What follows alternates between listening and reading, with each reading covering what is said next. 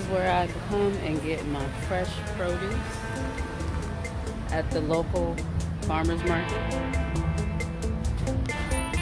Let me show you a couple of my farmers that I go to faithfully. This is the best way to get your food.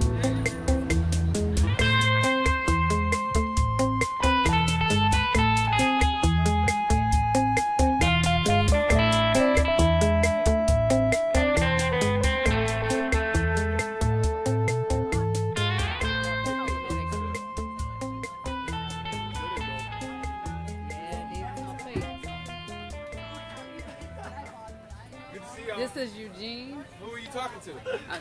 It's not live. Okay. Shirt, bro. This is Nicole. These are my farmers, my food. Man.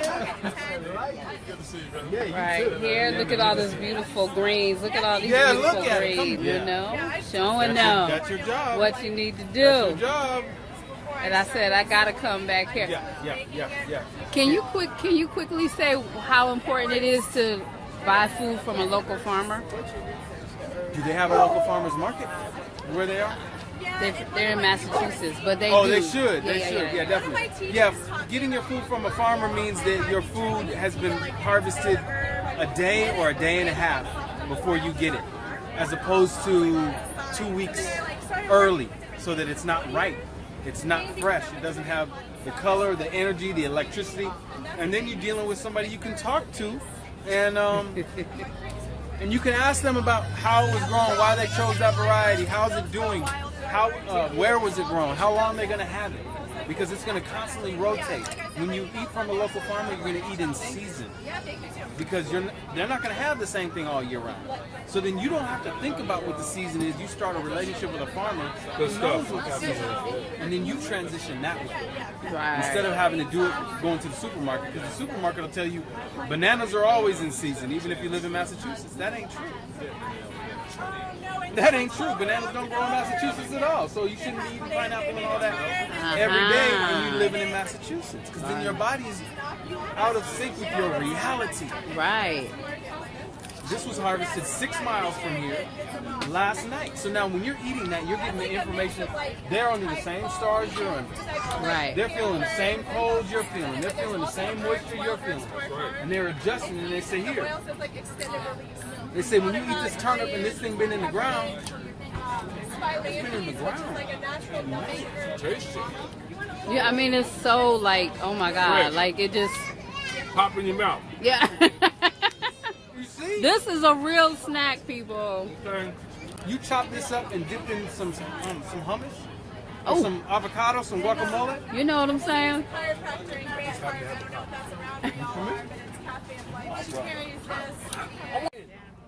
Hi, Nicole. These are Nicole's. Oh, you should try it if it works. What would you call this? Tinctures or? Yeah, the oral medicines. Oh, here's the oil. Yeah, this is all oral medication. There's tinctures, extracts, and alcohol that you put in water, and then there's skin medicine. So there's a scrub, there's a pain balm, there's a natural like neosporin type salve. What is the lymph? What does the lymph do? The lymph, because I have that.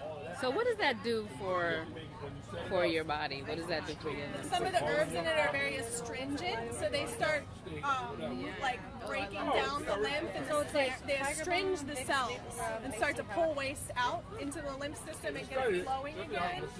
Some of the herbs in it are very hydrating, so they start hydrating the lymph that's backed up and getting it to flow.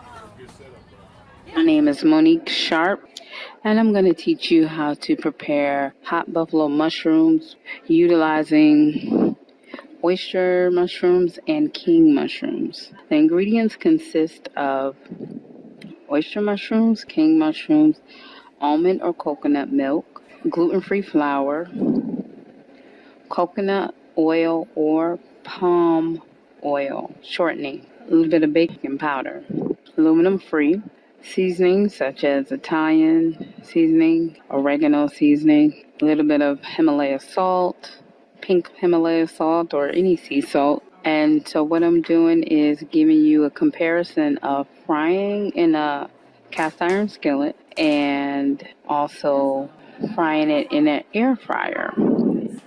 Yes, Himalaya salt is very good for you. Use Himalaya.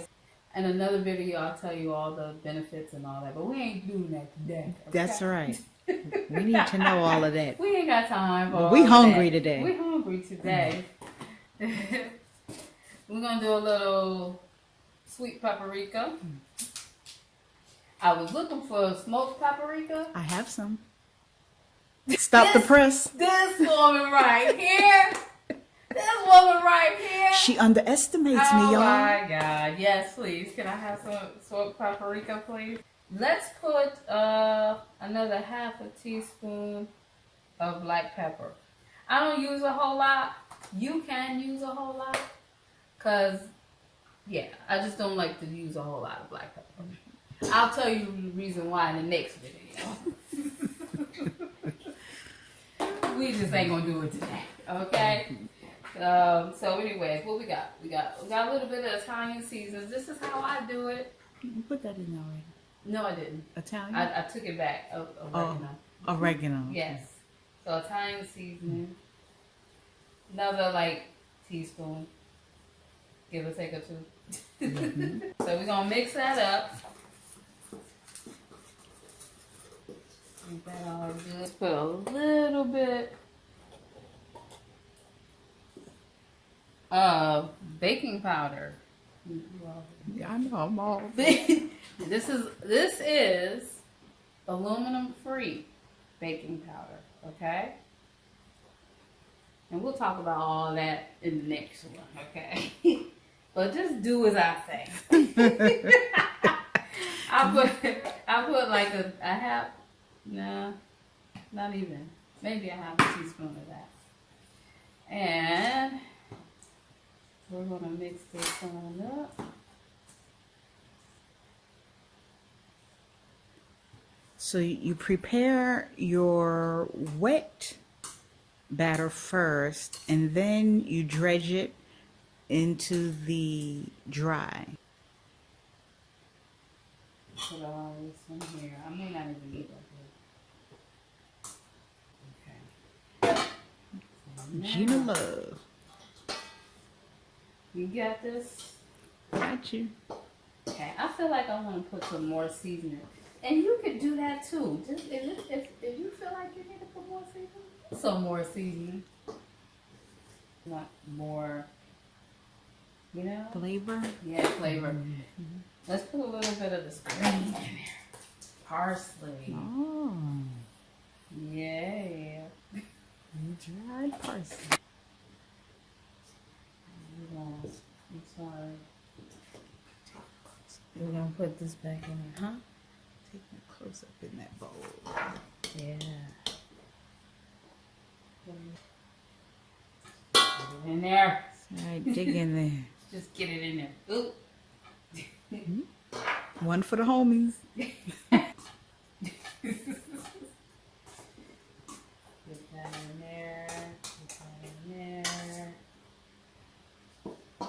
Because I want them. Okay, so we started with the wet, then we put the mushrooms in the dry, the flour, the seasoned flour. Took the seasoned flour mushrooms, put them in this bowl, right? Mm-hmm. No. Then we put it back into the wet. Put it back into the wet, and now we're putting it back into the flour, and that will be our last time doing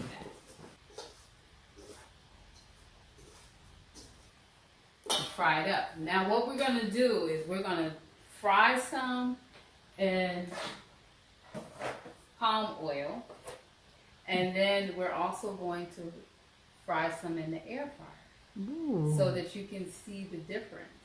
Okay? Okay. Yeah. There's so many good things about this air fryer. Yeah. You know what? You